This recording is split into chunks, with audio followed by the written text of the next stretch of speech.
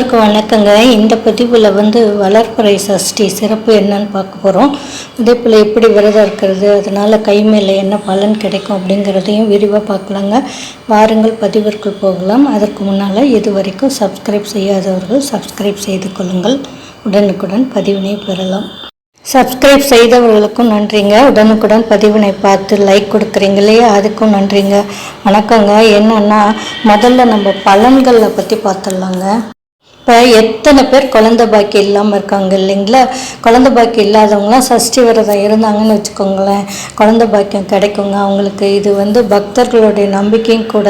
விரதம் இருந்து பாருங்கள், உங்களுக்கு கண்டிப்பாக குழந்தை பாக்கியம் கிடைக்குங்க. அடுத்தது என்னன்னு பார்த்தீங்கன்னா, திருமண தடை சில பேர்த்துக்கு ஏற்பட்டுகிட்டே இருக்குங்க. செவ்வாதோஷம்னு சொல்லி எல்லாத்தையும் தள்ளி வைப்பாங்க. இல்லைன்னாலும் ஏதாவது ஒரு தடை வந்துகிட்டே இருக்கும். ஜாதக ரீதியாக செவ்வாதோஷம் இல்லைன்னாலும் ஏதாவது ஒரு தடை வந்துகிட்டே இருக்கு இல்லைங்களா?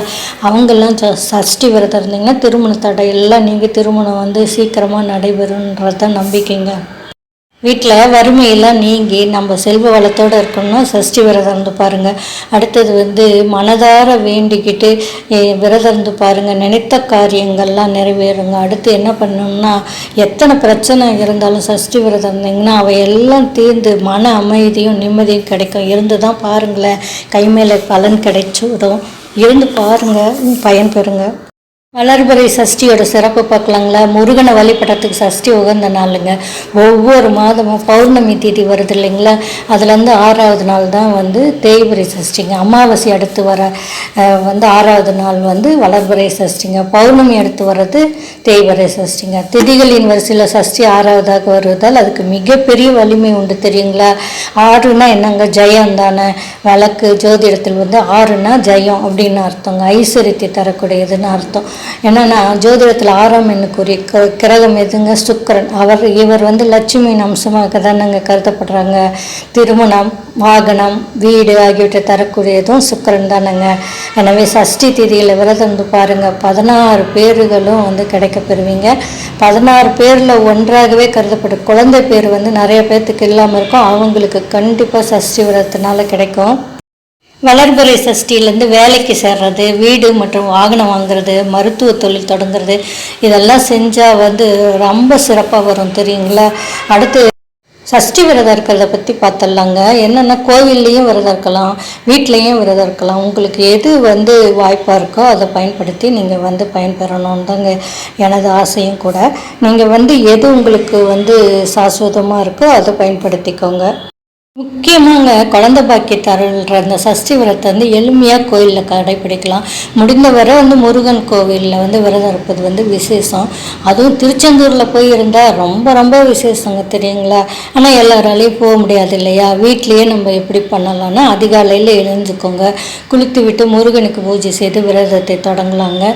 அருகில் உள்ள முருகன் ஆலயத்துக்கு சென்று வரலாம். பிறகு என்ன பண்ணலான்னா, பூஜை அறையில் முருகன் படத்துக்கு முன்னால் நெய் விளக்கு அல்லது நல்லெண்ணெய் விளக்கு ஏதாவது ஒன்று ஏற்றி வச்சுக்கோங்க. முருகனுக்கு சந்தனம், குங்குமம் விட்டு மலர் மாலை சாற்றி அலங்காரம் செய்து வழிபடுங்க. அவருக்கு இஷ்ட நைவேத்தியமான அவல் உணவெல்லாம் படைச்சிடுங்க. இப்போ வேலைக்கு போகிறோமே, நாங்கள் செய்ய முடியாது அப்படின்ட்டு இருக்கவங்களாம் காலையில் பூஜையை முடிச்சுட்டு விளக்கை ஏற்றிட்டு போயிடுங்க. மலை ஏற்றிட்டு பற்ற வச்சுட்டு வெளியில் போகும்போது மலை ஏற்றிட்டு மறக்காமல் கண்டிப்பாக வெளியில் கிளம்பிடுங்க. அப்போது மாலையில் பூஜையை விரதத்தை முடிச்சுக்கோங்க. வீட்டிலையே இருப்பவங்க விரதம் முடியும் வரை முருகனுக்கு விளக்கேற்றி வைப்பது மிகவும் நல்லதுங்க. வீட்டிலையே என்ன பண்ணணும்னா, முருகனின் பாமாலையெல்லாம் இருக்கு இல்லையா, அதெல்லாம் பாடணும். குறிப்பாக கந்த சஷ்டி, திருப்புகள் இவற்றை பாடலை படிச்சுட்டே இருக்கலாம். இல்லைன்னா நம்ம டேப்பில் கேட்டுகிட்டே இருக்கலாம் தெரியுங்களா?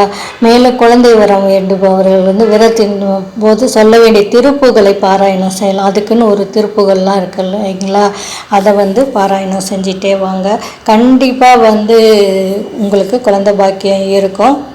சிறப்பாக குழந்தை பாக்கியத்துக்கு சொல்கிறேங்க. குழந்தை பாக்கியம் மட்டும் இல்லை, எந்த விரதத்துக்கும் இருக்கலாம் வேண்டிட்டு முருகனை வேண்டிட்டு இருக்கிறது மிக மிக விசேஷங்க. குறிப்பாக ஆண் குழந்தை வேணும்னு நிறைய பேர் விரதம் இருப்பாங்க. விரதம் இருந்து மண்சோறு சாப்பிட்றவங்களும் உண்டுங்க. அது கை மேலே பலன் அடைந்தவங்களும் உண்டு. உடனே கிடைக்காட்டியும் கொஞ்சம் லேட் ஆனாலும் கிடைத்து அவங்க மன மகிழ்வோடு இருந்தது நான் பார்த்துருக்கேங்க. வளர்பிறை சஷ்டியில் விரதம் ஆரம்பித்து விரதம் இருக்கிறது மிக மிக சிறப்பு. ஆரம்பித்து பாருங்கள். இந்த பதிவு உங்களுக்கு பிடித்திருந்தால் லைக் பண்ணுங்கள், ஷேர் பண்ணுங்கள், கமெண்ட் பண்ணுங்கள். நன்றி, வணக்கம்.